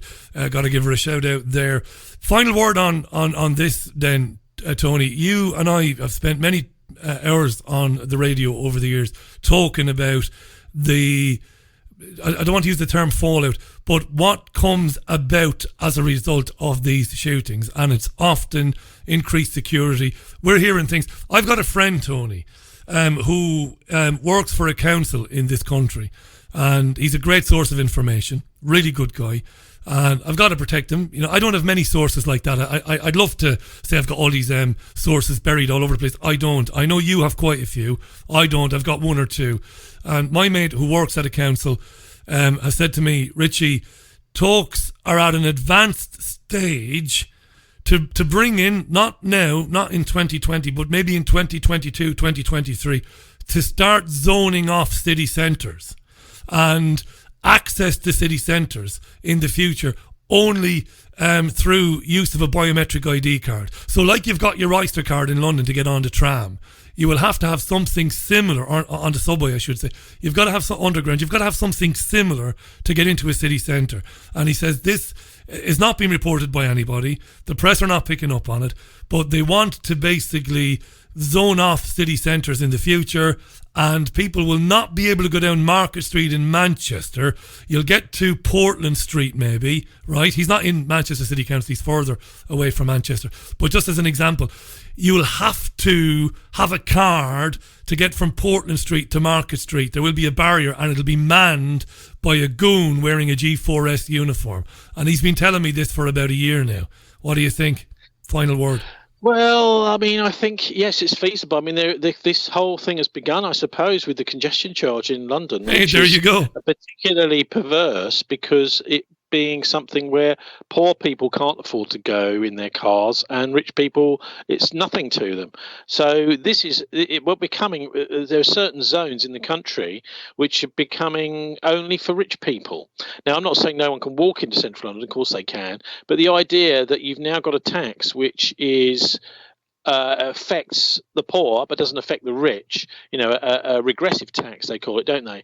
Yeah. On entering parts of the city certainly seems to indicate that is the sort of thinking that's going on. Right, this place is for us. If you speak to anyone that's worked at the European Parliament or the European Commission in Brussels, you will find they have a very similar sort of thing there. The entire place is in a massive complex which is completely sealed off from the outside world, with its own kind of shopping centres, with its own everything, like swimming pools, this kind of thing. It's like a kind of city within a city, but it's completely sealed off from the outside world. This, I think, indicates the extent to which our politics has become completely removed from ordinary people, and also the mindset of the politicians that are making these decisions, that they are like from another planet. You know, they're another species or something. That they're not subject to the same laws as the rest of us. So they put those barriers there on purpose, I suppose, to assuage the guilt that the decisions that they're making are impoverishing those on the outside of the building. By the way, have we got a minute? We have. I'd like to just talk about the airliner, because I know we had a fantastic chat last year about the Lion Air crash, didn't we? On the same day that it happened in Indonesia, and we've seen this incredible, basically copycat crash. Yeah, the 737, ET302. Exactly the same thing happened. So the pilots are flying the plane, they switch the autopilot on as they start to head for their destination. As they're on the climb, suddenly the plane starts to pitch forward all on its own. And then I heard this from someone at the weekend who's in aviation, that on the Lion Air crash, which it hasn't been made public, and this is just from an insider, that they had an extra pilot who was just on board, who was shadowing, and he was frantically, as the plane was going down, going through the manual, trying to find out how to turn. Yeah, I read that. Autopilot. I mean, this is shocking stuff. And the idea that Boeing would not immediately ground that plane is just absolutely unbelievable. So what we've got now, and I think the reason, this is what I'm trying to get to, the reason that this has not been covered properly by the news media, and the reason that Boeing didn't ground those planes immediately, and they haven't done anything about this horrendous problem. If you wanted to, people are now, wise enough. They won't get onto one of these things. Absolutely mad to get on one, and that's why they had to finally ground them, because the passengers were just refusing to get on them, which is a horrendous state of affairs. Is because there are billions and billions riding on this technology, this autonomous control, self-driving plane, self-driving car world. There are billions and billions of pounds being invested in this, and yet we find it kills people. So we cannot use it. So this is what the massive denial, I think, Richie, from this crash. And the example of Boeing not grounding the planes, the Americans not grounding it. The EU, by the way, only grounded the planes after the British Aviation Authority did. Here, the domestic one, and the Europeans then quickly, a couple of hours later, followed suit. They're in denial about this, and we need to make sure that passenger safety comes first again, because it's no good getting on a plane that's totally unsafe because somebody has got a load of money invested in Tesla and Elon Musk and these people. Well, you can't make an omelette without killing a few hundred people, can you? I mean, we don't matter to these people, Tony. We never have done. We never will do. That's just about all we have time for today. Listen, first of all, thanks for jumping in last minute today. I really appreciate that, and I genuinely do. Second of all, anytime. No, I know. I love talking to you. And secondly, the Ofcom result was a massive result for yourself, of course, personally, but for everybody else that creates content for programs and podcasts like ourselves. It was a huge result. Not least Palestinians, not least the Palestinians. Absolutely right. They have such a hell of a time over there. Just in the same way as the racist apartheid in South Africa, the black people in South Africa had such a horrendous time. It's exactly the same sort of situation. Actually, now it's actually getting worse for the Palestinians than it was for the black South Africans in the 1980s. So, more needs to be done than we did for South Africa if we possibly can. Yeah, too right. Thisweek.org.uk. Check out the Politics Show on BCfm on Fridays if you haven't before. If it turns out that you haven't, you don't know what you're missing. Terrific programme. And Bilderberg.org if you want to know all there is to know about a very important pillar of what goes on is Bilderberg. Check it out, Bilderberg.org. Thanks, mate. I'll be in touch again real soon, as you know. Thanks for coming on, Tone. Let me just put out a quick appeal. Yes. I mean, I've been chatting with various people about trying to figure out where this year's Bilderberg's going to be. We're thinking potentially Ireland. Is that right? Wow. Potentially, yep, because of what's been going on with the Brexit and the backstop and all that stuff. Potentially Ireland.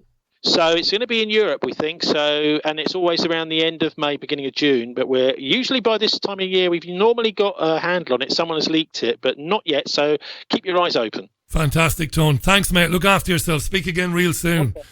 Cheers, Richie. Cheers, Tony. Anytime, mate. The brilliant Tony Gosling there. Yeah, Ireland, that would be very interesting, wouldn't it? Somewhere in Kerry, maybe, or in Cork, possibly, if not Dublin or Belfast. It is 6 minutes is it to the top of the hour? Thisweek.org.uk if you haven't checked out Tony before. The Politics Show on BCfm. Hugely important decision by Ofcom when UK lawyers for Israel made a complaint to Ofcom, the regulatory authority for broadcast media here, saying that Tony's programme is anti-Semitic and full of conspiracy theories about Israel. Ofcom Tony himself said, didn't he, earlier on, that he spent days working with Ofcom, giving them all sorts of information about his programme and the guests who come on it, many of them Jewish people, to talk about Israel and Zionism. And Ofcom, to its credit, throughout the complaint by UK lawyers for Israel, which is a front organisation for Zionism, for the Israeli government. I'm not saying that these guys don't work and practice as lawyers. Nobody's saying that at all.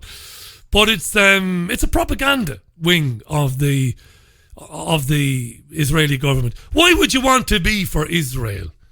Who could be for Israel? Be for Israelis. Be for Jews. Jews have every bit as much right to peace, prosperity and happiness as you and me, as anybody else. And they're not a race. By Jews, we mean people who believe a fairy godfather in the sky. Jewish identity people have every bit as much a right to support in their quest for happiness and family and love and life and all the rest of it. But the state of Israel is something completely different. the government. It's a psychotic, racist, hateful, apartheid state, totally illegitimate, whose only basis for existing is that God told us that this land was ours. Did he? I wonder will that work for me? I wonder if I rock off on down to Tatton Park and square off 25 or 30 acres and say, this is the new home of the Richie Allen Show, and this is where the future Mrs. Allen and I will live because God said it was okay. And I'll cut all the trees down and tell everybody else to fuck off. This is my land because it's in the Bible. I wonder would I get away with that? Probably not. Anyway, that was a tad hysterical there. That's it for the programme. Massive thanks today to Helen Saxby. Thank you, Helen Saxby, for coming on the programme. Really enjoyed speaking with her earlier on about the trans activism and where that's all going.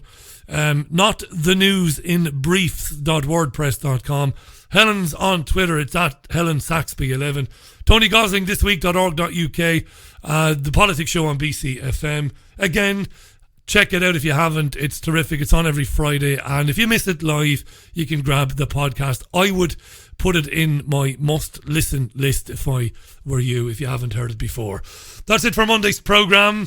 There's a grand stretch in the evenings, isn't there? I think it's this Saturday night, Sunday morning, that the clocks go forward here in the UK, meaning it'll be grand and bright next week when we finish up at 7. We'll be able to go outside and get a bit of fresh air and all of that. Finishing with a bit of Jeff Lynne, one of my favourites. You made a fool of me. See you tomorrow.